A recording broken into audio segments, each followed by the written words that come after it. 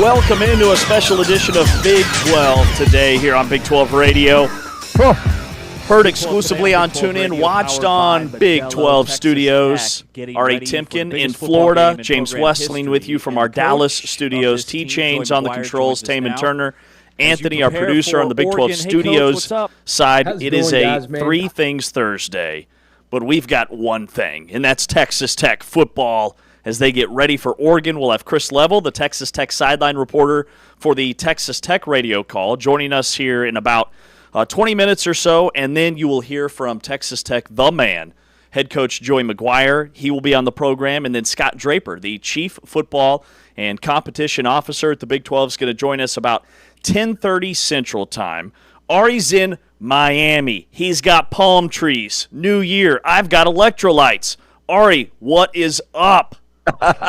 You just missed my security detail. I had my own security line behind me just to make sure people were trying to pull their way through to obviously get to me, so had to make sure the security was here. No, this is a incredible venue. My first time here at Hard Rock Stadium, home of the Miami Dolphins, and of course the U, who got a win last night in Texas Tech's backyard. We'll see if Tech can get a win today here in Miami's home stadium. But it's a beautiful day. It's a little chilly, but I bet when we get closer to kickoff, the temperature will rise. It'll be a perfect day for football. Happy New Year, James. I know you actually, very surprisingly, had a few libations last night. Stayed out past 10 o'clock, which is it's a miracle upon miracles. 2026 is a new year, James, apparently. You're staying up until midnight on New Year's Eve. That's incredible. It was a big deal. New year, new me, but I don't like him very much. I don't like him. I want to go back. I want to go back to the old me. We finally made it, James. We've spent, look, you think about the entire football season this year, and so much of it is centered on this game. Not the Orange Bowl in particular, but in the Big 12 college football playoff game.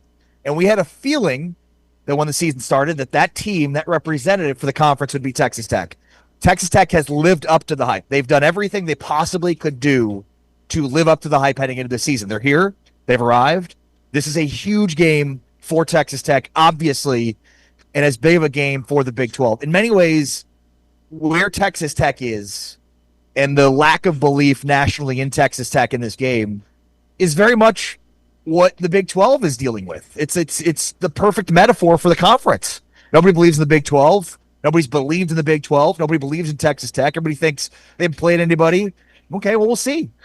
Big 12 are now 4-1 bowl games with the one loss, 2 overtime loss for Arizona State in the Tony the Tiger Bowl last night. So nobody believes in Texas Tech. Nobody believes in the Big 12. This is the biggest game in the history of the conference, and obviously the biggest game in the history for Texas Tech.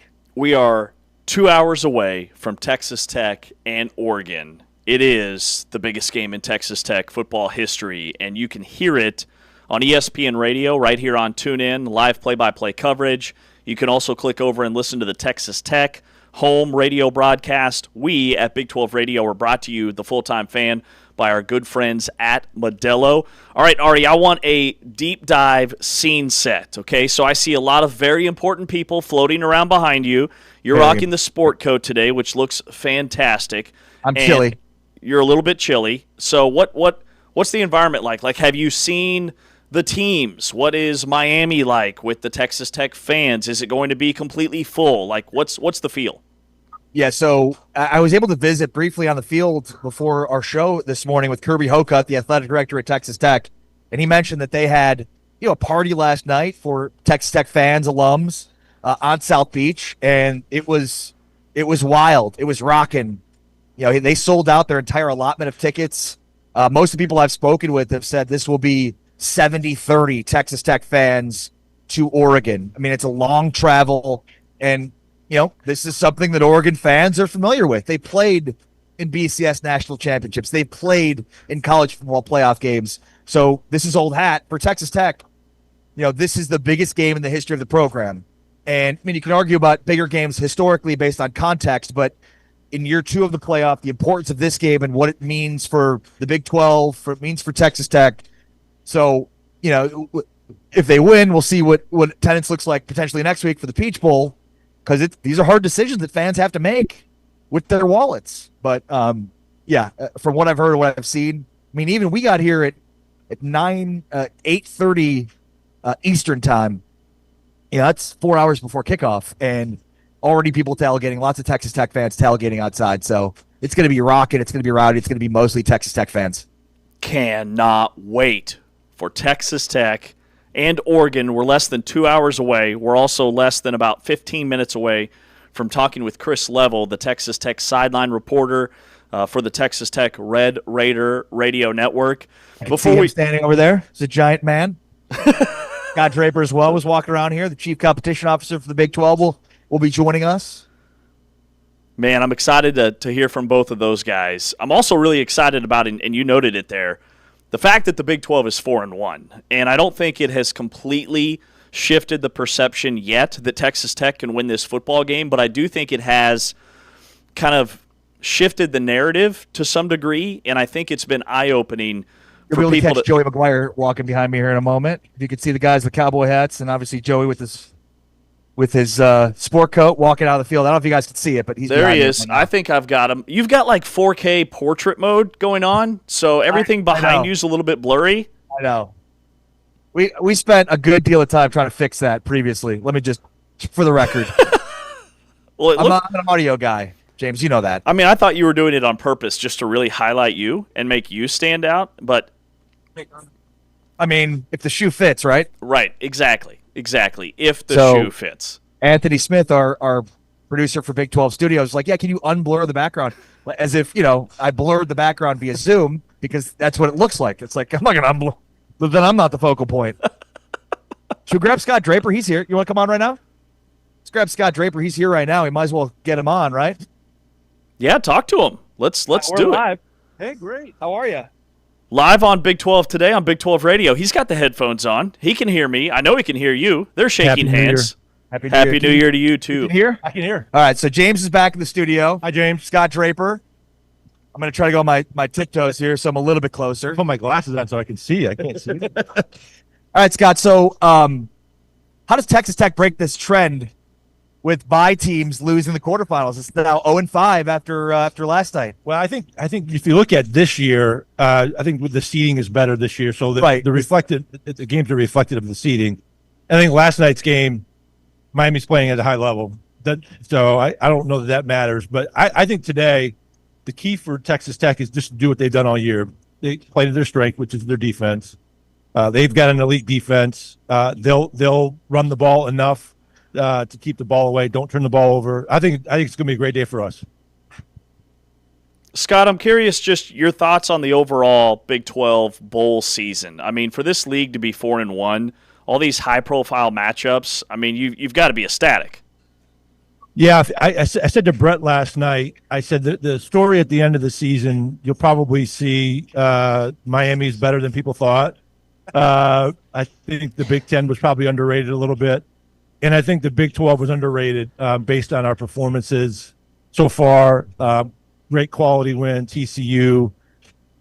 Played a really, really good USC team who really only good quality win was, against USC. Right. And then LSU, a little depleted, but Houston played great. I was at that game. Houston showed up. The fans did. It was an electric atmosphere. And Houston played great. Willie Fritz is just an outstanding football coach. Wins 10 games. Really great win for them.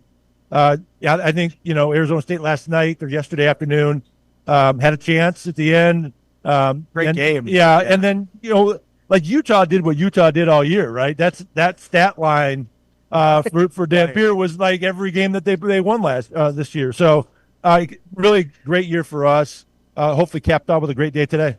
Yeah, and I think that's the part where, look, context support for the bowl games, who plays, who doesn't play, but like when you start to see the same things you saw all season, it's where it's like, yeah, Tech beat that Utah team at their own game. Tech beat that BYU team that had come back in their bowl game. So I think, to me, it only strengthens the case that the Big 12 is underrated based on how they played. Because, certainly if they lose and Utah lose, it doesn't look as good. It's like, well, maybe the conference wasn't as good. But the fact that they're showing out the way that they are just goes to show, like, you can't stop Utah's run. Only one team did. Yeah, and Nebraska's really good, too, right? They've got some dudes up front. They're really good, and it speaks to the culture of the Utah program, first of all, that Kyle left, and congrats to him. Certainly great coach, happy for Michigan. But they're an elite football team. If they were in the playoff, they would have done some damage for sure. Just because they're just really, really tough to stop.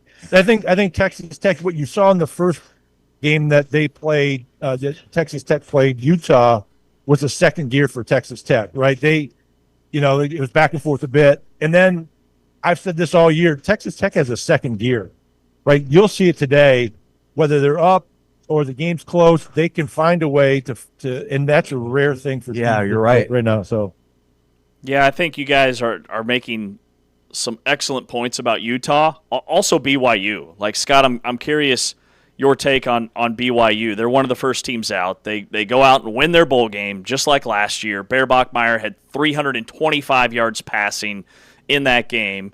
And I mean, what does that say about BYU and just kind of their case and maybe where they should be ranked by the AP to start next season? Yeah, thanks for reminding me. I forgot they had a great win in the Pop-Tart Bowl. There's been so many games over the last 3-4 days. If you look back at the championship game, Bear got hurt early in the game, probably limited them some. What they're really good at is quarterback run, and I think you saw that when they're balanced, and him getting unleashed a little bit is really, really plays to their strength. They've got a great defense. They had a couple guys that didn't play, but I think, and Georgia Tech's, a senior quarterback was playing his last game and motivated. They had a great win as well. I think if you look at what BYU's bringing back and what they're going to do in the offseason, as long with Texas Tech and others, right. I think it's going to be a great start to the season. Of course, I think, Notre Dame and BYU in the middle of the year will be a good benchmark for their program. Does the Big 12 have to win this game? They have to win multiple games. What do you think the Big 12 has to do to start building a case? Because the perception of the Big 12 seems to be lagging in reality right now. Yeah, perception, I think there's some of that is because the league is so new, right? There's not established brands that people kind of, the casual fan understands. And I think, what you'll see now with the way the league is built and the quality of the football that is being played in the league, evidenced by what we're doing in the postseason, you're going to see that kind of narrative build over time. It doesn't, like I said, we're a league, that's built together in a couple of years. Yeah, great point. And I think it's just a matter of that, the familiarity with the teams and the quality of football that's being played. You'll start seeing it, and it'll start showing up in the narrative throughout the year. Yeah, it's been really cool to see all the Big 12 fan bases from all the members really rally behind Texas Tech and this marquee matchup. So I'm curious, from your perspective, what would a Texas Tech win do for the Big 12 in terms of pedigree and brand and all the things you were just noting? Well, most importantly, it'd be a great win for Texas Tech and the players and the program, and a validation of the efforts that they put in to get to this level, that it means something. Whether they win or lose, I think that's still, they've earned the right to be here regardless of outcome. Mm-hmm. But certainly winning is what we're all here to do, right? And having an opportunity to play a great Oregon team. Oregon's really, really good. They've got a great offense, great quarterback, great brand, great running game. They've been here before. Great head coach Dan Lanning's done an outstanding job. So I think all of those things play into great day if we can get it done. Awesome. You're a Michigan grad, right? Not a grad. Worked there. Okay. Was with the program 19 years. In fact, my last time in this stadium was Tom Brady's last game in 1999, the Orange Bowl. Yeah. So it's been 5 years. How are some of your old friends reacting to the Kyle Whittingham news? Well, they're excited for him and for the program. I think the common theme, and I think Ward said it in his press conference too, is the character of Coach Whittingham is what that program is built on and needs. I think I'm not close to it, so I don't know what's going on there. But certainly, what I've said is on day one, when you walk back in that program, it's going to feel like Michigan football. Right. It's going to feel like, tough, hard-nosed, Bo Schembechler, Lloyd Carr, football. Jim Harbaugh, before he left, the style of play that they have. And I think you saw yesterday. My son and I. My son's a junior in his law school of business there. Oh wow! So we watched the game there yesterday afternoon, and they showed flashes of what they can be. And I think if Bryce Underwood stays, and certainly with the coaching staff that Kyle's going to bring, and the style that he's going to play, that they're set up for success. Awesome. Scott Draper, always great to visit with the Chief Competition Officer of the Big 12. Happy New Year, my friend. Happy New Year. Good to see you. Yeah, great to see you. Take care. Thanks for joining us. Scott Draper joining us on the field here at thank you. Take care. Thanks, Scott. On the field here at Hard Rock. James? Awesome stuff, man. Awesome stuff. Scott Draper is the Chief Football and Competition Officer at the Big 12. He oversees so many different things, scheduling and officials and replay and all the things that, frankly, fans like to gripe about, but Scott does a fantastic job, and we are behind him and what he's done for this league, and just all the excitement surrounding the Big 12 magnified by this 4-1 start in bowl season, during bowl season. The only loss was an overtime thriller for Arizona State against Duke. TCU beats USC with a backup quarterback. Devin Dampier had like 450 yards of total offense in Utah's win over Nebraska yesterday. Bear Bachmeier set a career high in their bowl game over Georgia Tech. There's been a lot of really exciting individual efforts from guys that have made it clear they're not going anywhere, and that's really exciting for the league. Yeah, well said. Lawrence Chauvinek, the president, Texas Tech, about to walk behind me right there. There you go. He's Big excited time. to get on the field. Big time. Yeah, there's a lot of people watching going on. Yeah.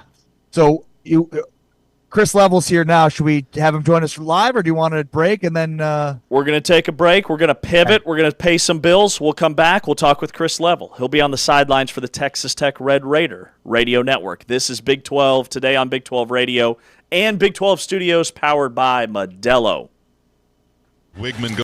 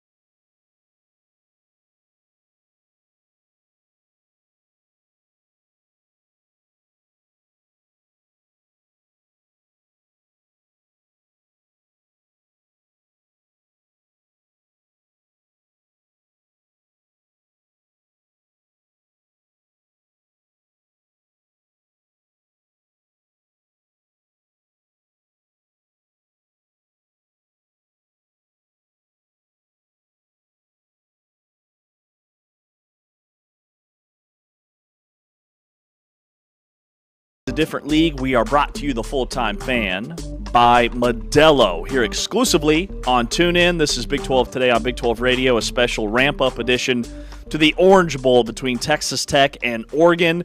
We've got you covered all across the board. You can hear Chris Level on the sidelines of the Texas Tech Red Raider radio network. You can hear ESPN Radio for live play-by-play on the national side. You can also hear the championship right here on Big 12 Radio. Ari's in Miami. He's got Chris standing by. What's up, fellas? What's up, James? Chris? Sir? Yeah. How many years you been on the sideline for Tech? Man, this is close to 20. Report. It's not Memphis. Yeah, no. San Antonio. No, man, this is, and I don't know if we thought, I talked to you guys all throughout the summer and during the season. I don't know if I knew that this is where it was going to end up. We thought maybe, but Yes. best case scenario. Arlington was the deal. Right. Anyway, I feel like all the pressure today is on Oregon. Yeah. Because I think all the pressure was on Texas Tech in Arlington. Yes. And now Yes. Oregon, and so house money, man, and that's scary. I mean, you think about what this program has built. I mean, it's Yeah. built to be sustainable and to be able to put it together this year the way they did, but then moving forward to be able to have and infuse 4- and 5-star competition. That's where I think, this isn't a one-year thing. They've got good guys coming back next year. You mix that with the 4 and the 5 stars coming in, that thing's just going to roll downhill. That's the hope. And what's interesting about today, the matchup is you have continuity.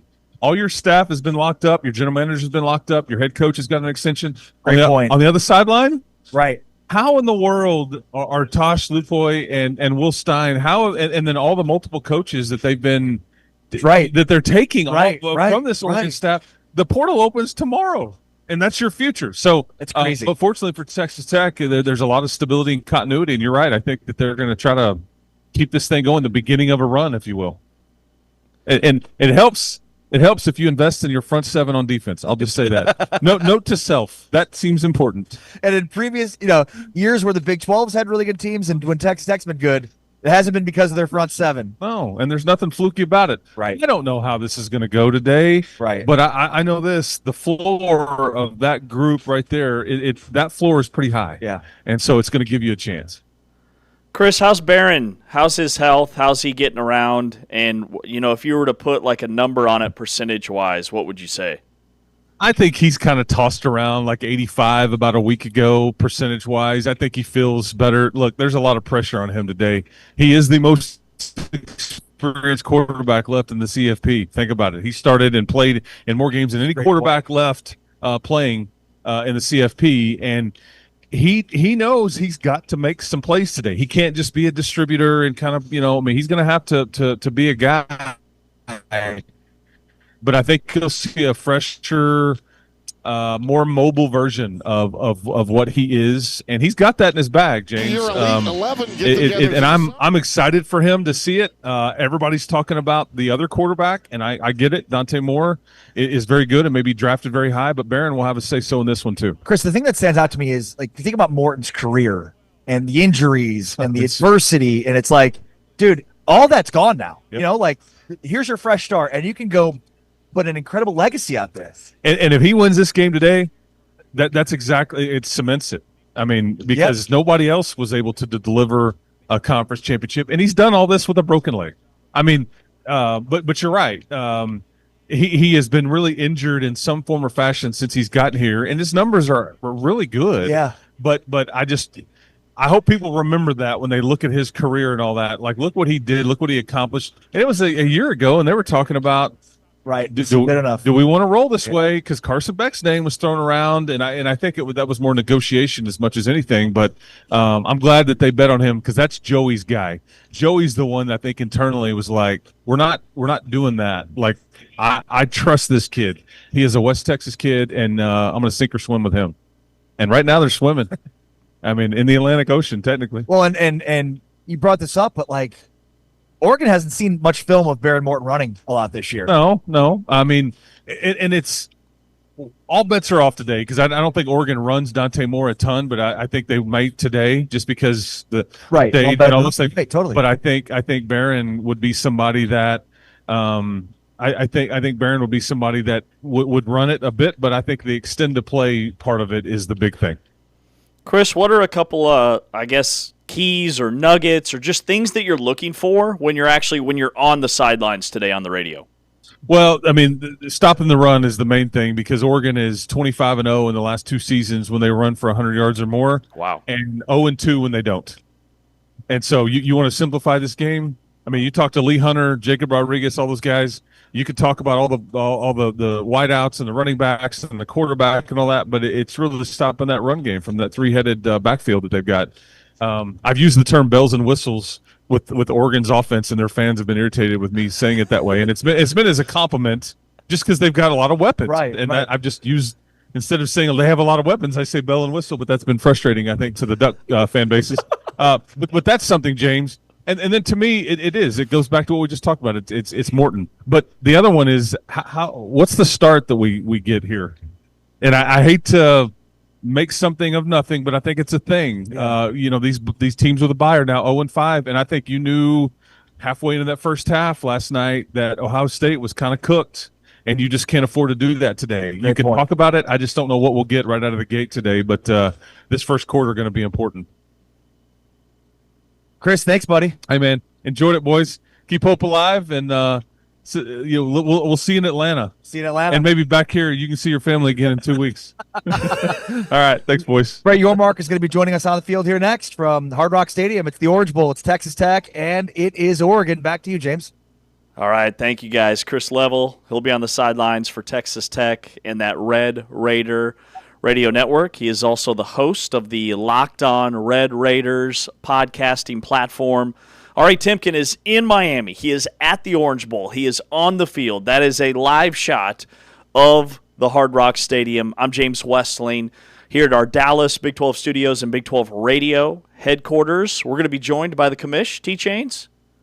Commish is next. Yeah, Ari is getting him ready right now. We've got the commish. Well, then let's... Not yet, but he's getting him ready. Well, he's walking over right now. He's walking over. So I say we take a timeout and we come back with the commish next year on Big 12. Let's just go right now. Is he ready right now? Yeah, oh yeah. Oh, if he's ready right now, we're going right now. There he is. Set. The commissioner is putting his headphones on. I'm ready for you. Ari Timken is on the field with the commissioner of the Big 12, Brett Yormark, as they get ready to join us here on Big 12 today on Big 12 Radio on a Three Things Thursday. We've got one thing, and that is Texas Tech and Oregon. So all right, we're ramped up. We're ready. Ari's got a mic. You're good. He's got the commish. You're not hearing yourself. All right, here we go. We got the commish. Take it away. We're good? We're good. Take it away. Live here on Big 12 Studios and on TuneIn, Ari Temkin and Brett Yormark with James Westling back at our Las Colinas, Dallas offices. What's going on, man? Hey, listen, I'm just thrilled to be here. I've been here a couple of days taking it all in. I was just telling people, you know what's nice about this time of year is I can be a fan. Because it's not, conference play. Right. So I'm a big Red Raider fan today, as you can see with my tie.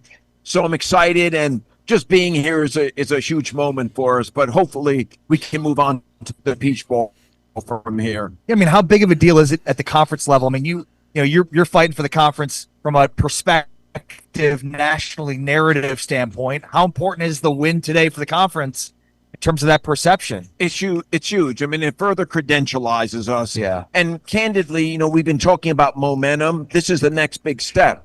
Getting into the CFP and then winning a game. And hopefully that happens today. Listen, 2 great teams out there, but I got a lot of confidence in Texas Tech. Having just spoke to the coach, they're ready. And we'll see what happens in a couple hours. Ari's on the field in Miami at the Orange Bowl, getting ready for Texas Tech and Oregon. Ari, I'd love. Go ahead. Sorry. Yep. I'd love to know how the commish feels about the start for the Big 12 in this bowl season, being 4-1, and all the high-profile wins that the league has had already. Now I'm realizing why he did need the headphones, and I told him he didn't. Right. All right, I'm going to put them on. Right. So I can hear James. Hey, there we go. But there he is. He just asked about the 4-1 start for the conference. Hey, buddy, how are you? Hey, Brett, man, I'm good. You guys look amazing. I love the tie. I'm fired up for this one. Texas Tech and Oregon, cannot wait. It's going to be a big one for us. And, we were just talking about, just how we're faring in the bowl games, and so far so good. I mean, 4-1. We've got 2 more tomorrow. Like where we're at. Should have pulled that game. Arizona State against Duke. Utah looked good. Looked great, in fact. And we've been very, very competitive. And again, it's just a continuation of what I've been saying for a year now. A lot of depth in this conference. I think we're overlooked at times. And listen, there's players that are opting out, obviously, the bowl game, so full teams aren't on display. Right. Having said that, we look pretty good, and we'll see what happens. I'm curious because you obviously, we took this job. There's a leap of faith in the conference and your confidence in the growth of this league. But did you know, like, the buy-in for a Texas Tech, for a Utah? Because it's one thing to say, yeah, we care about football. It's another thing to put your money where your mouth is, right? And there's now investments being made, at the level that is needed for this conference to be at that level at the SEC and the Big Ten from a football standpoint. When we started RevShare, the board made a commitment that everyone was going to invest at the right levels in order to drive performance. And as we all know, the athletic departments are at the front porch of all these universities. Right. They drive everything from enrollment to philanthropy to national profile, et cetera, et cetera. So there's a multitude of reasons why you want to invest. Obviously, the first one being performance. And all of our schools are doing it, and I'm just thrilled. And it's playing out. I mean, this has been one of the best falls we've had in the history of the Big 12 when you think about just where we've been in volleyball and soccer and football, and now obviously heading into conference play for basketball. You're seeing it play out week in and week out, the investments that are being made and how it's driving performance. That's a great point. I mean, soccer, TCU getting to a women's soccer Final Four, TCU winning the beach volleyball national championship. 100%. We had investment in lacrosse. Lacrosse, we had 10 of our schools that were in the volleyball championships, for the NCAA, and that was a record for the Power Four this year. So it's not just football. The investments are being made through Olympic sports, basketball, and it's just really nice to see. Yeah. Man, so many teams ranked in the top 10 on the basketball side. Like, I think it's by far the best league in America, again, the Big 12. And Brett, with the 4-1 start on the football side, is there a sense of, like, do you sit back and feel a sense of, I told you so, when it comes to playing it out on the field and the Big 12 looking as strong as it has to start the bowl season? Well, it's a great question, but you know me, I'm pretty aggressive in who we are and what we're doing, and I've said all along, deepest conference in America, a lot of talent. I also said that at a point in time, you'd have a couple of schools that would become outliers. They'd break away from the pack. And I think you're seeing that, which is good for the conference. Agreed. When you think about BYU and you think about Texas Tech and Utah this year. And, I mean, my God, look at Arizona. I mean, what they did this year. And, Arizona State's going to retool. Love what's happening in Oklahoma State with the new coach. Yeah. I mean, I think this conference is going to be better next year. But the parity will be there, but you're starting to see schools that are really defining themselves at a high level, and that's good to see because, having the depth and parity is wonderful, but you want a couple of these schools to be on the, that national stage and being talked about, and I think you're seeing that now. Yeah, the other thing I'm curious about is expansion that's ongoing. It looks like, and you can correct me if I'm wrong here, we're going to have another 12-team playoff next year in 2027. Has that been finalized yet? I can't say that that's for certain. Okay. We're close to the deadline. Well, the deadline's January 23rd, and week's meaningful combat within the next week, and then we'll meet here prior to the championship game. And I think everyone has an appetite to expand, as I do, and I've been very consistent about that. So we'll see if we can get that done. 24 too much at this point in time? Well, listen, I think there's a lot of things that are under consideration, but we need to be thoughtful about it, and we have been. But I think the consensus is expansion is a good thing. There's a lot of good programs that unfortunately didn't make 12-team format. BYU being one for sure. Yeah. And so we'll see what we can do before the January 23rd deadline. Anything else, James? I want to know if we're going to get a Wreckham from the commish. I don't know if you're going to get a Wreckham.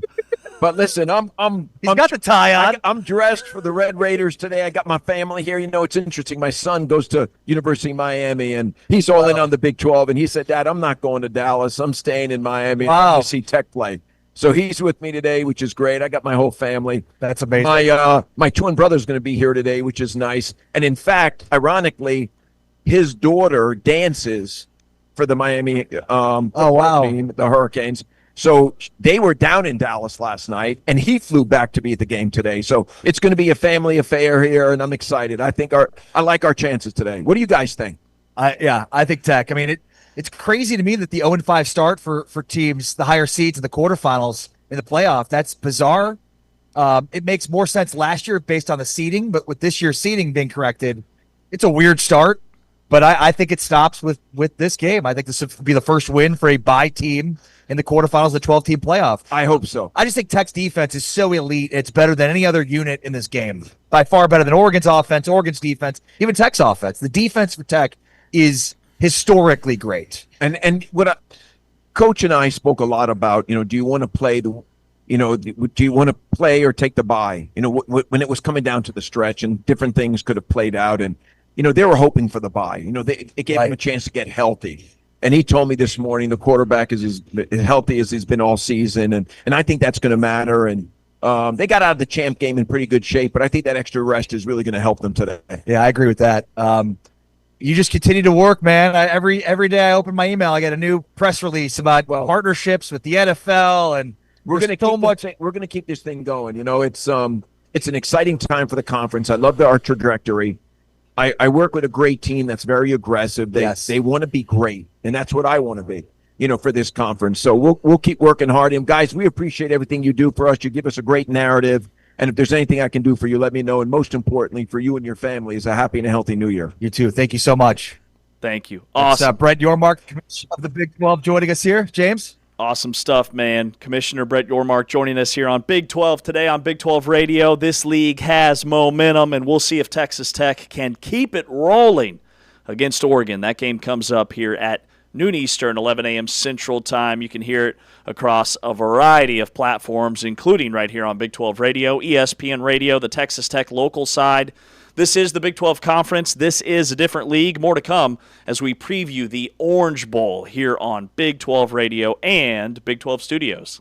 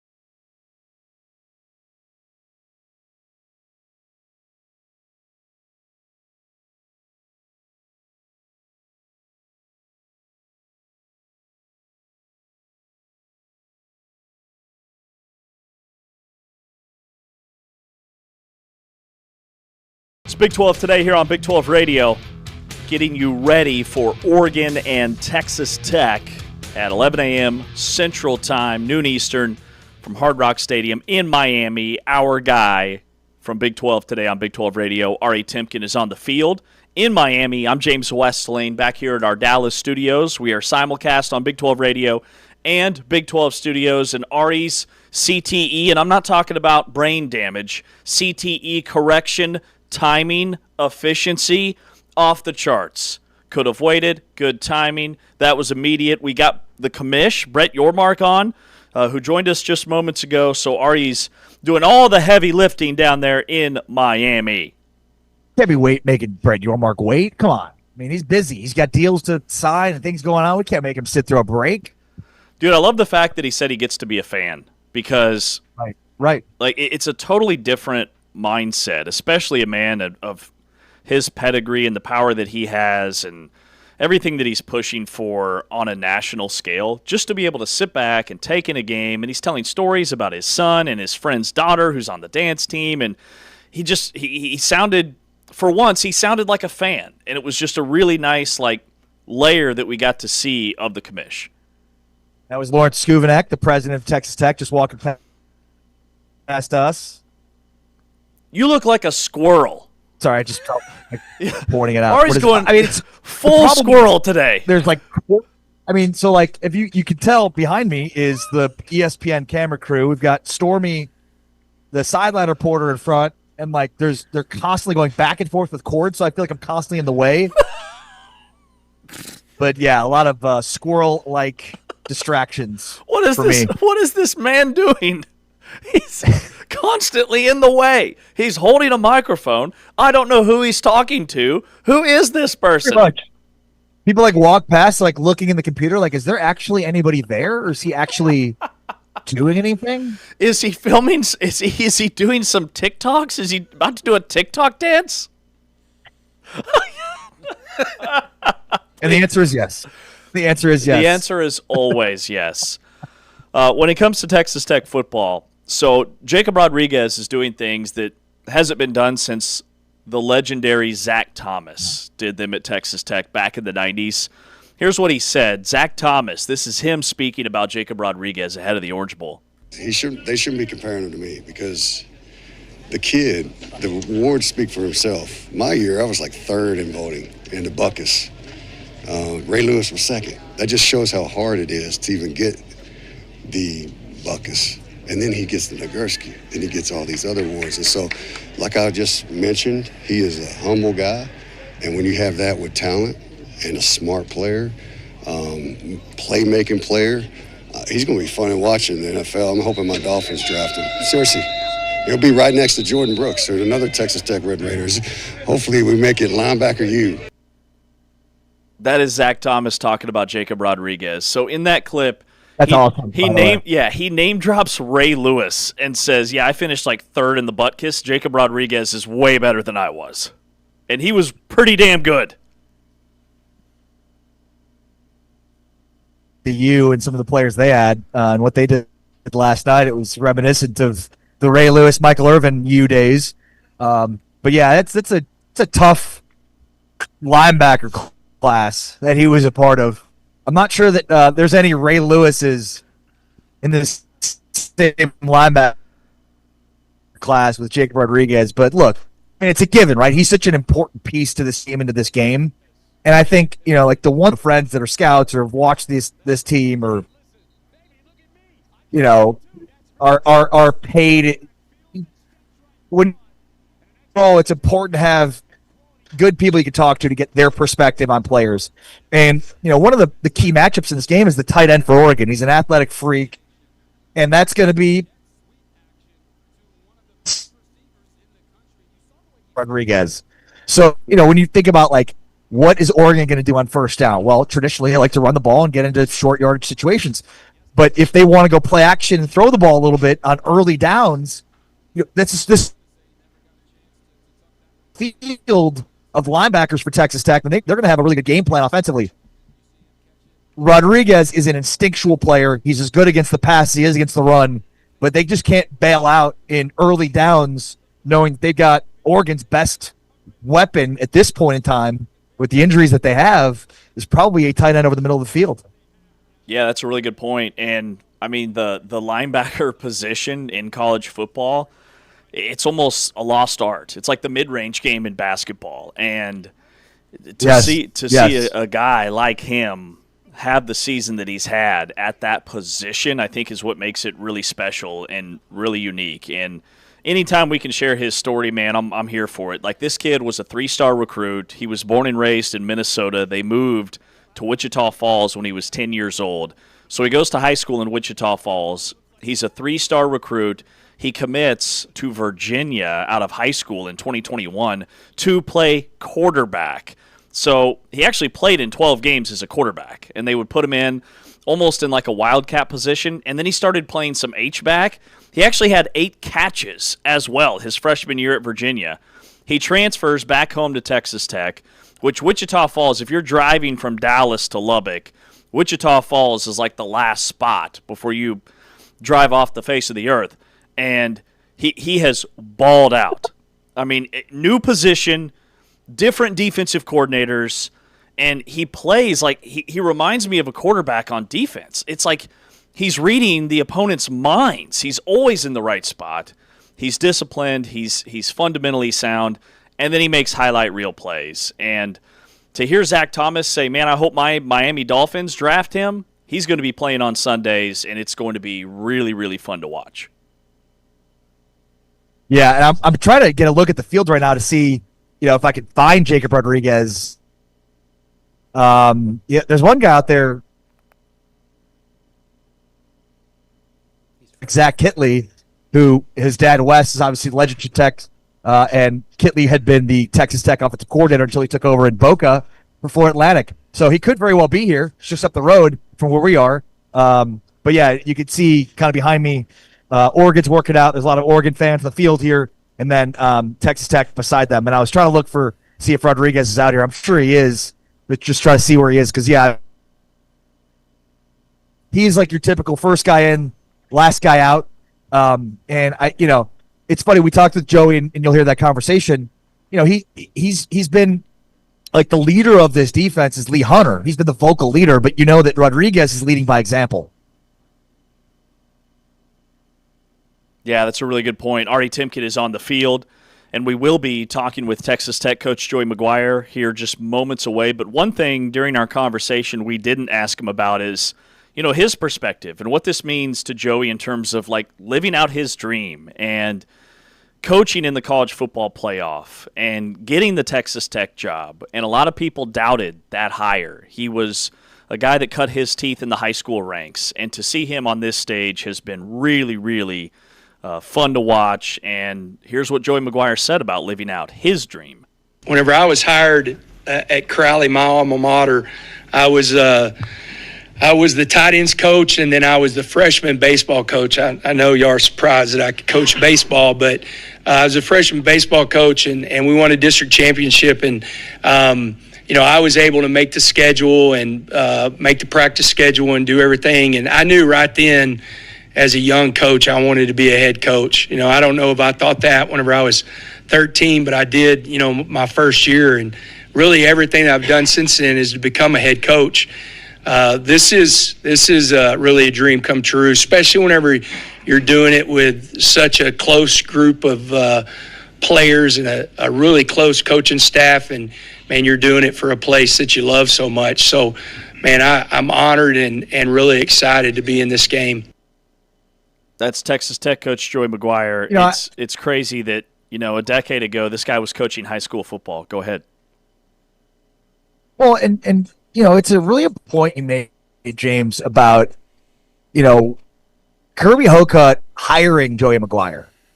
He had never been a coordinator at this level. He was a position coach.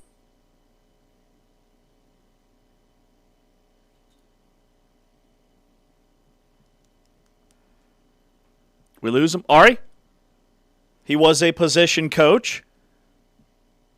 Then he was a defensive coordinator.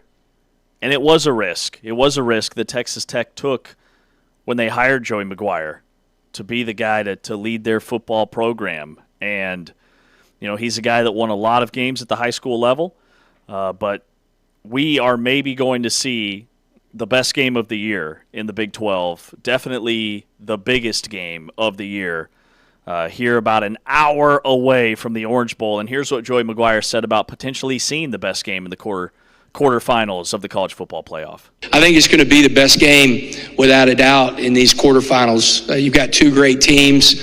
We were talking earlier. I mean, it's like looking in a mirror. You've got great defenses. You got explosive offenses. I think both of our offenses probably produced the most explosive plays in college football this year. And so it's going to be a lot of fun tomorrow. We're excited to be here, and we got a big day today. It's our Fast Friday on a Wednesday, and then we'll be ready to go tomorrow. So just thank you for letting us be a part of this. I promise you we'll be ready to go. They'll be ready. They'll be ready to go. Ari's ready. They'll be ready. Hopefully, I'm back now, and I'm not sure that you caught the last point. But again, just want to highlight, you brought this up, James, and it's a really important point. This wasn't the easiest hire in the world when it was made. Mm-hmm. And even going into this season, like after last year, there was still some disappointment over how fast this program was rolling and what was it going to do. And now you see, talent makes a huge difference. And where all these teams have had access to such an elite talent, suddenly Texas Tech does it in a way that kind of gets them to the front of the class, right? It takes time. There's, different processes you have to go through. Tech was able to invest at a level that got them to the front of the class in terms of talent, and here they are. And it's a big reason for them to be in this game is their coach, is Joey Maguire. And that's an obvious statement because, of course, but it was not an easy decision to make to hire him. Kirby Hocutt made a leap of faith in order to hire him. Never been a coordinator before. They make the hire. It's the right hire because of what he did motivationally to get this team to get to this spot. Getting ready for Texas Tech and Oregon. Oregon, the 5 seed. Texas Tech, the 4 seed in the college football playoff. Yet Oregon is the team that's favored by 2.5. We're all in on Texas Tech on a Three Things Thursday. We're talking one thing, and that is the Orange Bowl, where you can hear play-by-play of the Orange Bowl on ESPN Radio. You can hear it via Texas Tech, Red Raider Radio Network. Their sideline reporter, Chris Level, joined us earlier in the program. We are Big 12 today on Big 12 Radio. We are brought to you, the Full-Time Fan, by Modelo. Happy New Year on a New Year's Day. We get ready just an hour away from kickoff between Texas Tech and Oregon. Joey Maguire, the head coach at Texas Tech, joins us next. He's Ari, I'm James. This is the Big 12 Conference. This is a different league.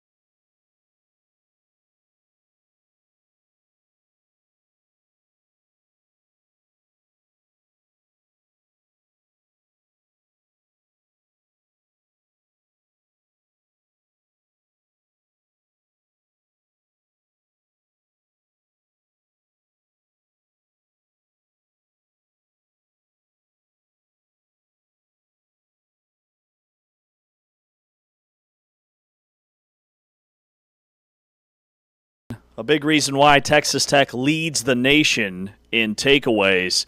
This is a strength-on-strength matchup in Miami. Ari Timkins on the field. I'm James Westling with you from our Big 12 Radio and Big 12 Studios headquarters. Texas Tech and Oregon making their first appearance, both of them in the Capital One Orange Bowl. Two of the most balanced teams in the country. Both teams rank in the top 11 nationally in scoring offense and scoring defense, as well as total offense and total defense. Oh, and they're the two most explosive offenses in the country. Oregon leads the nation with 91 plays of 20 or more yards. Texas Tech right behind them with 90. This is a strength-on-strength matchup as we get closer to kickoff, Ari.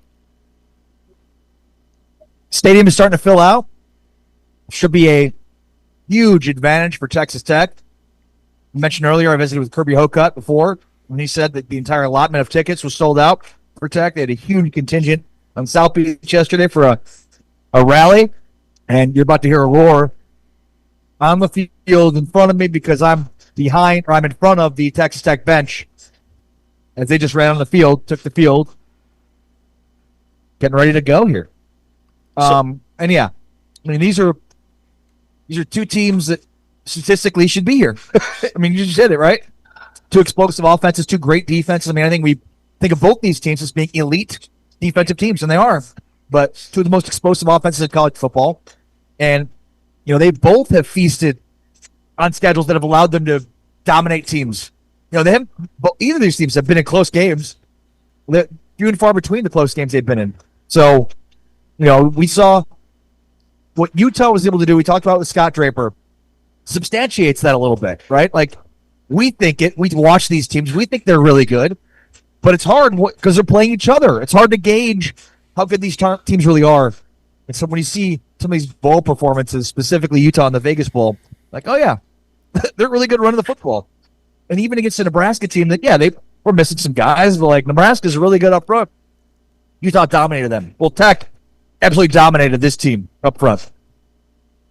Texas Tech, and, yeah, Devin Dampier was incredible last night. He had over 300 yards passing. He had over 100 yards rushing. So willing Utah to 5 touchdowns? 5 touchdowns, 44-22 win. They outscored Nebraska 20-8 in the second half. He was remarkable. So let me ask you this: Can Texas also very bizarre? The Citrus Bowl was going at the same time.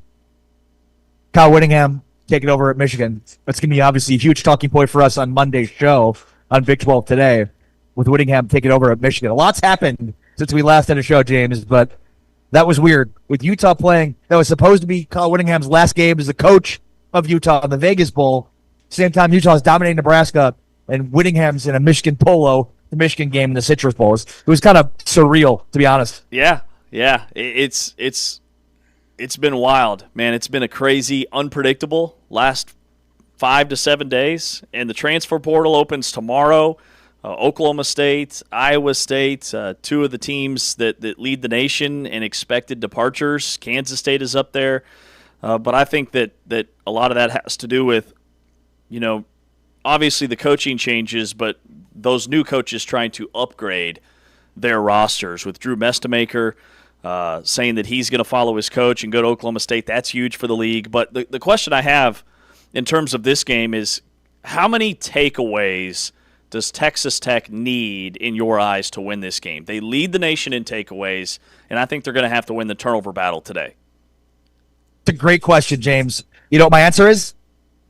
More than Oregon. 1. If Oregon has 1, then 2. If Oregon has 2, then 3. Like, I think it's just that simple. And, obviously, look, this is a very complex game. There's a lot that goes into each game plan. But at the end of the day, like, some of this is kind of simple. Like if Oregon, whoever runs the ball more effectively and whoever leads and wins in the turnover battle is going to win this football game. Like, as complex and crazy as much as this sport has evolved, like, just kind of that simple. And I'd go even further than that. I think the running part of this is more important than the turnover part of it. Now, granted, you're not going to turn the ball over twice and win this game and be down -2 in the turnover differential. But Oregon needs to run the football to be effective. So does Texas Tech. Their offense and their offensive success is predicated upon their ability to run the football. Oregon too. So again, complex game, a lot going on, but at the end of the day, like he who runs the football more effectively in this game will win it. There's some really interesting side nuggets when it comes to the coaching staffs. This is also the Leftwich Bowl. Offensive coordinator Mac Leftwich, who is the OC for Texas Tech. So his younger brother, Cutter Leftwich, he is Oregon's assistant offensive line coach and their run game coordinator. And this is the second time that these two guys have ever faced each other on a football field. It's the first time they've ever done it as coaches. The last time they faced each other, Mac was the OC for Eric Morris at Incarnate Word, and Cutter was the starting center for a McNeese State team. So this is the first time those guys have ever matched up on the sidelines as coaches. It's just one like really cool layered storyline to this whole thing. And I thought that Chris Level had some great points about the Oregon coaches that have taken other jobs. The portal opens tomorrow for new Kentucky coach Will Stein, who's the offensive coordinator calling plays for Oregon in this one. Well, and for Tosh Lapoy, who's taken over as well.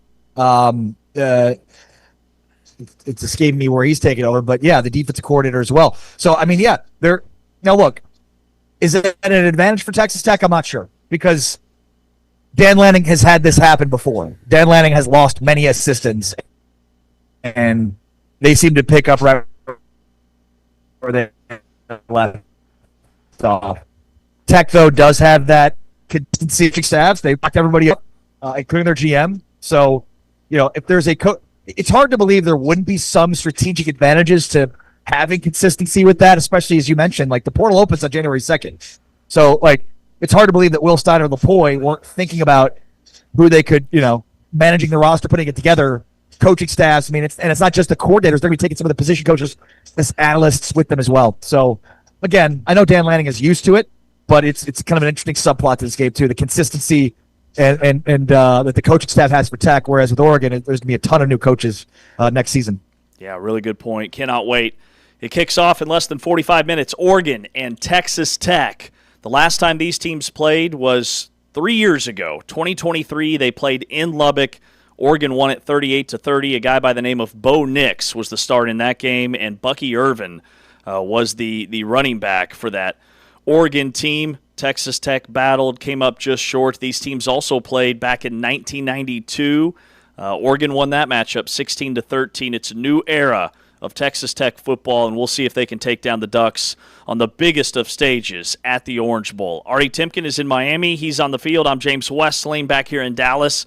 This is the Big 12 Conference. It's a different league, and coming up next, a different coach.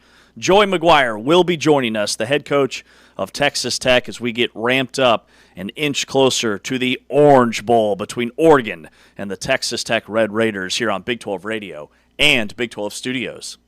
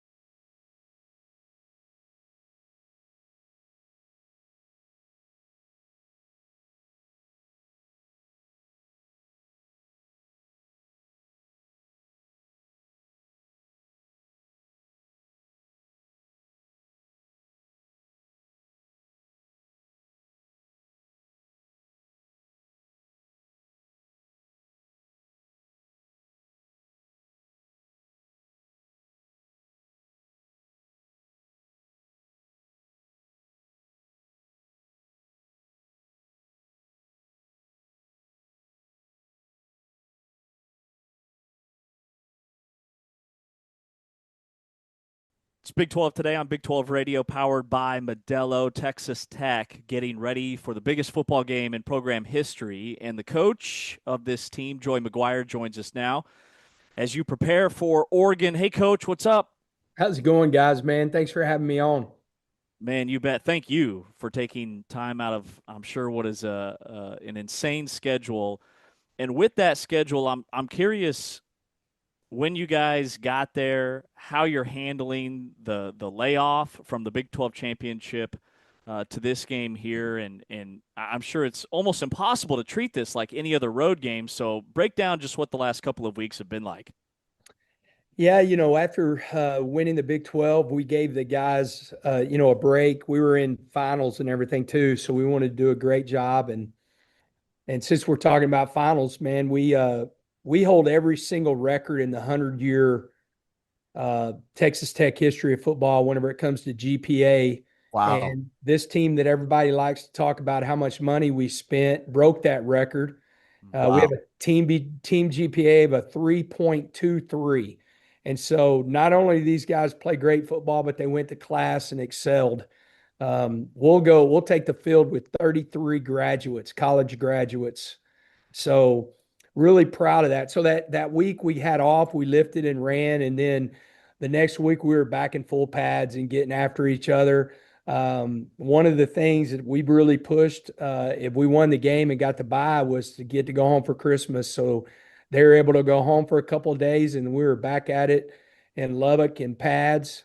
We got here yesterday. We got off the plane, got our rooms, walked back down and did an hour walkthrough, for Oregon. Had a walkthrough today, and tomorrow is Fast Friday on a Wednesday. So we'll be pads and we'll have our helmets and our spiders on, and we'll be hitting as fast as we can, the game plan and really hitting some velocity and then we'll get ready to play.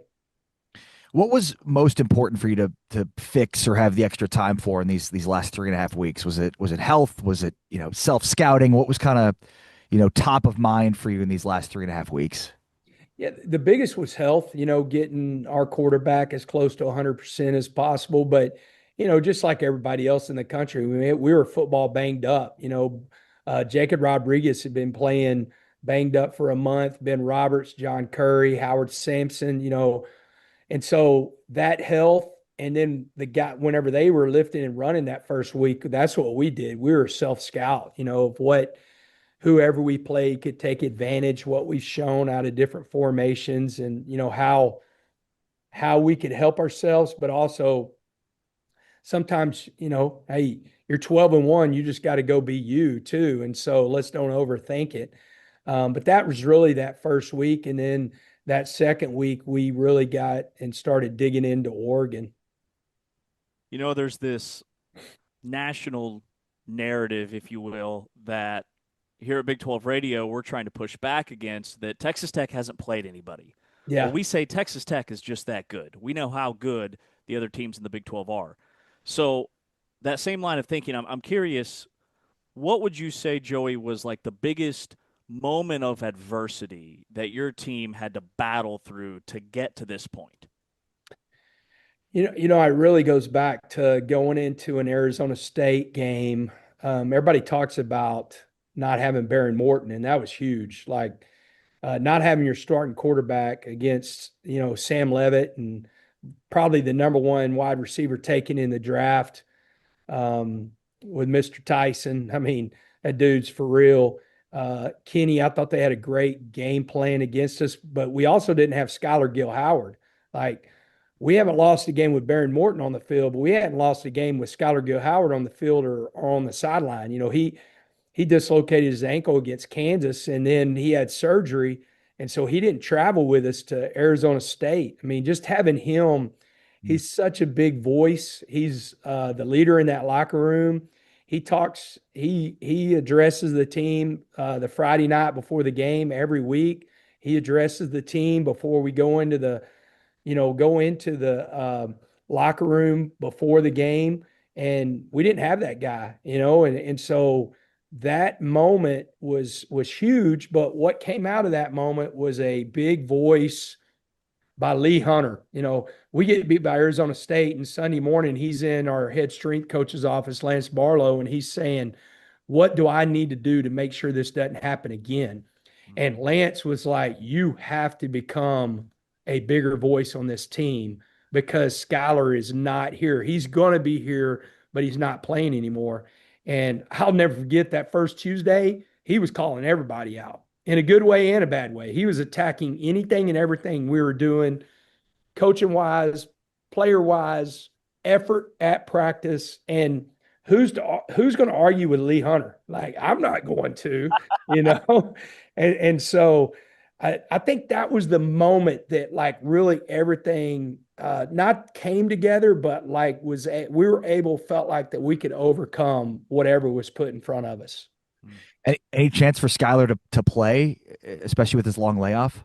Not this week, and so we're going to try to get another week and, see what he looks like. He's moving, he's running. He hadn't been released yet for full contact and everything. And so it may be the national championship game that he does get released. And man, that's what our goal is to beat Oregon and then, get ready for whoever's next. I mean, it's going to take everything we got, but I'd love to have him back, man. He's a difference maker for sure. Talking with Texas Tech coach Joey Maguire here on Big 12 Radio. Texas Tech and Oregon coming up at 11 a.m. Central Time in the Orange Bowl. Coach, what were your main takeaways from their game against James Madison? And just as you've scouted them and watched all the film, what are the things that concern you the most? Well, honestly, it's like looking in a mirror. They have NFL defensive tackles, so do we. They have an NFL quarterback, so do we. We play two electric running backs. They play three. Their secondary is really physical. I think ours is really physical. We got big-time playmakers on the outside. Two tight ends that are going to play in the NFL. I think we do too, man. Like, it's one of those deals, man, that you're looking in the mirror. Like, you're saying, what would you do to win a game against yourself? How would you attack the personnel that you're facing if you were playing yourself? And a lot of that I feel like is what we're going to see. Nobody thinks you're going to win, Joey. I mean, we do, but I know you know that, right? Yeah, I love it. We know how much you've used these slights all season for motivation. So, for me, nobody realizes how good this Tech defense is. Like, it's just insane to me how people still watch them. They're like, oh yeah, they didn't play anybody. Like, you played 13 teams, 13 games. You played somebody. Like, that's just crazy to me. But what have you used as motivation this week? Have you found those nuggets like we've been talking about? Whereas like nobody thinks you're going to win.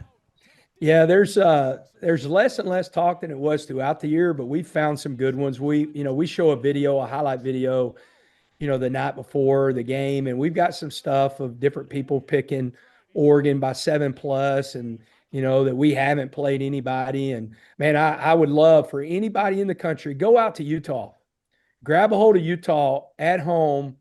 One of the most physical teams I've ever seen in my life. And this is like, we played Georgia in 2019, and they were some bad dudes. And I'm telling you, Utah are some bad dudes. You sit there and look at that BYU team and just their size and how physical they are. I mean, that's such a good football team. And man, you turn around and you look and look what Willie Fritz has done at Houston, and so it is what it is. We've said it all year long. Let people talk. And say whatever they want to say about us. We're going to come out and we're going to prove people wrong. And, we're going to fight like hell, on January 1st at 11 a.m. Central Time. We've been really good at 11 a.m. this year. We're going to fight like hell to prove everybody wrong again. Joey, on film, like, does Oregon look like a BYU or a Utah? I'm curious, athletically, physically, in the trenches, like, what do they look like to you? Yeah, they're more like Utah from the standpoint, like why I say that is because I think Utah has a little bit more team speed than BYU. And so I think they're more physically like Utah. QB-wise, I don't. It's hard to compare.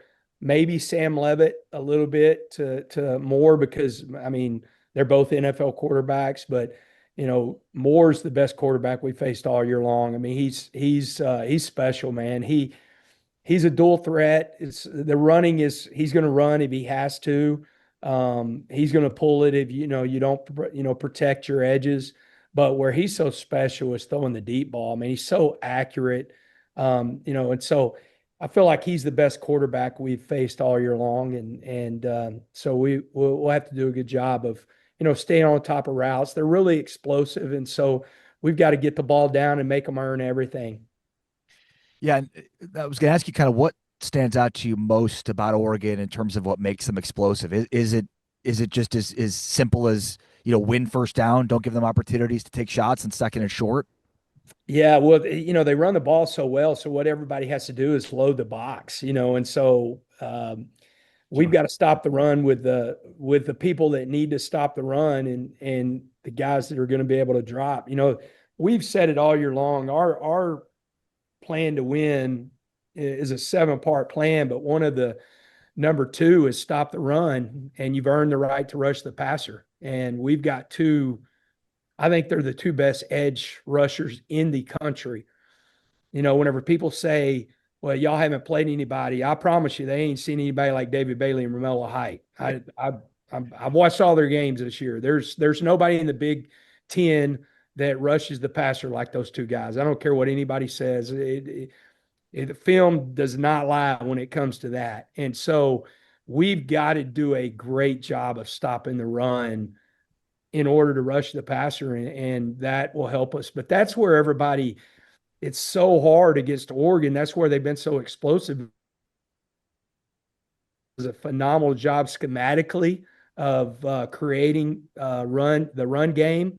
And you do have to add somebody in the box, add a hat in the box, to stop their run game. And so it's going to come down to that. We got to be able to stop the run to put them in predictable passing situations. Talking with Texas Tech coach Joey Maguire here on Big 12 Radio. Texas Tech gets ready for Oregon in the college football playoff. And, Coach, you've been pretty outspoken about the college football calendar, and I love the suggestions that you've made in terms of let's do this thing in order. Now that you're in it, like in the college football playoff, how difficult is it with the portal opening on Friday and juggling everything behind the scenes? And I know James is certainly helping with that, but how are you managing all of that? Well, common sense is not common in 2025, facing going 26. Like the national championship should be played on January 1st, and it can be. And here's the deal, man. Like I know you guys, y'all are the same way with me, man. I love college football and I love the tradition of college football. And we're not going to compromise the tradition. We just have to change when the traditions are being placed. Like, I am a social media guy from the standpoint of I read everything and try to find things that I can use. But, I made the statement that conference games should be played on Thanksgiving. You would have thought that I had killed somebody. Like there were people going, oh my God, no, that's when rival games are. Guess what? The rival games can be the week before. Like it's not that big of a deal. I mean, think about if you were having the conference games on Thanksgiving, how cool that would be. Oh yeah. And so it's an easy fix and it's the right fix. It's just got to be somebody. It's got to be. I don't understand. Like I don't understand why it can't be fixed right now. Like going into the 2026 year, how we shouldn't have to be dealing with the things that we're dealing with, and it's literally an easy fix. Getting TV, the media partners and the Power Four conferences in the same room and saying, hey, look, we're going to kick off where everybody said 0 week. Well, guess what? That's week 1. You know what? They did that in the state of Texas a long time ago. I remember there was a 0 week and a week 1, and then everything became week 1. I won a state championship on December 23rd. We played 16 games, guys. We played 16 games. And we still had guys graduating from high school and going to college. Wow. The academic calendar, all this just noise of not fixing what can be fixed. And so I'm going to keep talking about it. Craig Bowles called me the other day and asked if I would be a part of a committee. And I'm already on one committee, and he didn't even tell me the committee. And I said, yes, because I do not believe in griping and not trying to be part of the solution.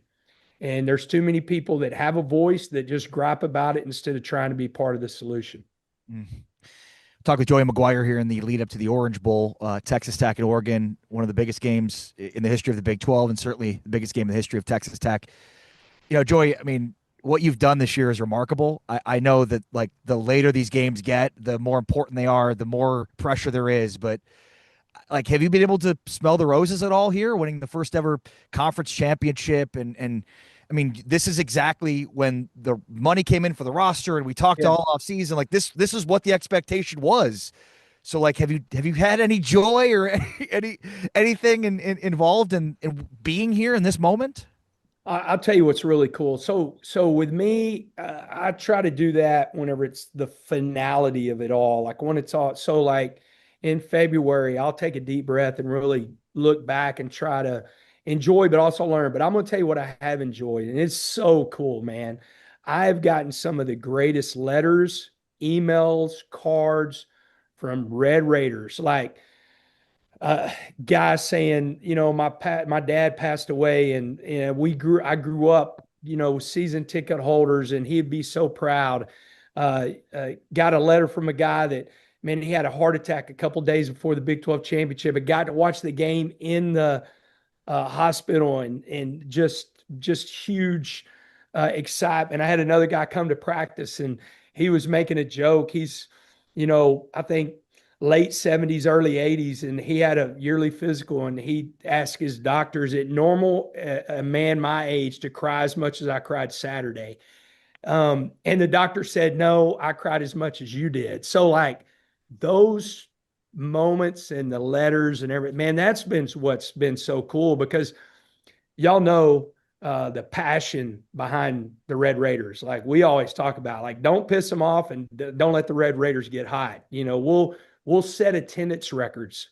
We'll set viewership records. I mean, there is a reason that there were records set in the Softball World Series this year. Yeah. And it was because Texas Tech was in it. There's a reason that we have a new attendance record in the Big 12 championship. It's because Texas Tech was in it. So this fan base is so passionate. So for the texts and calls and letters and emails that I've gotten, that's what I really appreciate, because there's been some really cool moments of people saying, you know, I've been waiting for this. I mean, Maury Buford, I might have said his name wrong, but and I apologize, Maury. He just sent me a text a while ago, but man, that's a Super Bowl winner, man. He was doing the Super Bowl shuffle with the 85 Bears. You go back to that video, and he's literally texting me going, I am crying right now, texting you that I've been waiting for this team for 47 years. Like, that stuff is what's cool and what makes you appreciate it. And then really what makes you want to do it again. Man, that is so awesome. That is so cool. Well, Joey, I think you kind of answered my question. Was going to be how much downtime you're getting and if you've watched any of season 2 of Landman, but it sounds like you've got a lot going on. Yeah, I'm a little bit behind, but I'll get there. All right, so we can Hopefully keep not it to soon, football. though. We got to keep it rolling. Keep it going. Yeah. That's right. We've got weeks left in this season. All right, before we let you go, give us like 2 major keys. Like, these 2 things have to happen for us to beat Oregon. Yeah, I think we have to stop the run, and we have to run the football. You know, that's number 2 on our deal. Number 3, we say 2, 3, 4. Like, that's been our wheelhouse for our team. Number 2, stop the run the football. Number 3 is our take 3. You know, like, we've got to win the turnover battle. We've been, us and Indiana are the best in the country. We're a plus 17 on the year, as Indiana is, in the turnover margin. And then the last one is, you know, be special on special teams. Like, make a play that affects a game team-wise. And whether that's making a big tackle whenever we have to punt the football, or that's a big return, you know, with Jacoby Williams having the opportunity to return a football. Like, 2, 3, and 4 has been our wheelhouse this last probably 6 to 8 games, and that's what we got to do to beat Oregon. Awesome. Awesome stuff. Let's go. We're ready. I know Yes, that sir. all of Big 12 Nation is behind you guys. It's been so cool to see all the different fan bases rally together in support of what you guys are doing. And, man, we appreciate your time so much. Wreck 'em. Wreck 'em, guys. Thank y'all. See you, Joey. Thanks so much.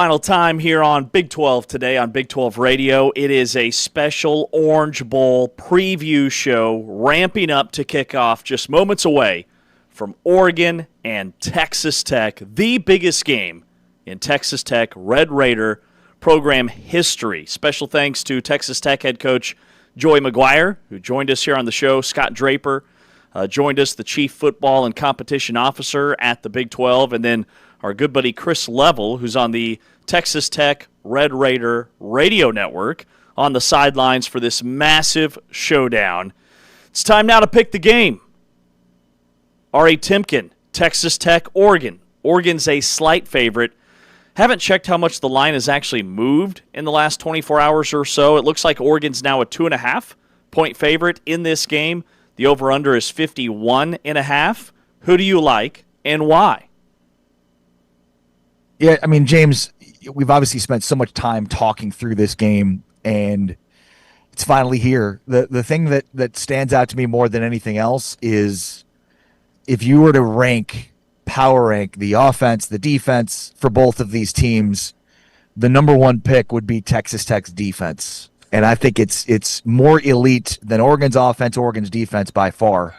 Oregon has a good defense. That is the strength more so than their offense. But I just think Texas Tech's defense is special. It's a different kind of defense, a different kind of elite. So give me Texas Tech to win. Plus, I'm getting 2.5 points here and become the first team with a bye in this short-lived 12-team playoff to actually get through into the semifinal round. I love it. I love it. I love what Joey Maguire told us about these teams. It's like looking in the mirror. They're so similar. I mean, these are the top 2 teams in the country in explosive plays. They're 2 of the top 10 defenses in the country in all the efficiency metrics. For me, it comes down to Oregon quarterback Dante Moore and how he handles the Texas Tech pressure. Like, they've gained 61% of available yards this season and average almost 10 yards per play, which is one of these Action Network metrics that they use in generating or evaluating just how efficient offenses are. So Oregon's offense, I do think, is underrated. But I look at Oregon defensively has one hole, and that is they're not very good at defending zone read stuff. So when it comes to Texas Tech and trying to get Cameron Dickey and Jacoby Williams involved on the ground, that's like the one spot where I do think Texas Tech has a chance to maybe control the clock. And I just think I'm with you on the power ranking all the different groups, special teams, offense, defense. The Texas Tech defense is number 1, and I just think they are on a mission to prove to the nation that they belong. So I'm with you. I'm with Texas Tech on the points. I think Texas Tech wins this game outright and makes a major statement in what has already been an incredible bowl season for the Big 12 to be 4-1, and then if Texas Tech gets this game and the Big 12 says, hey, we're 5-1, you left out BYU, and we have a team in the semifinals of the college football playoff, that would check all the boxes. Yeah, no, well said. And, it's been a great start, to your point, for the Big 12. Last night we saw, the ACC get the first win for a non-SEC Big 10 team, in this setting. So, obviously Notre Dame won some playoff games last year. We saw SEC teams, Big 10 teams win. The Big 12 and the ACC did not get a win last year. Miami already gets the win in the Cotton Bowl.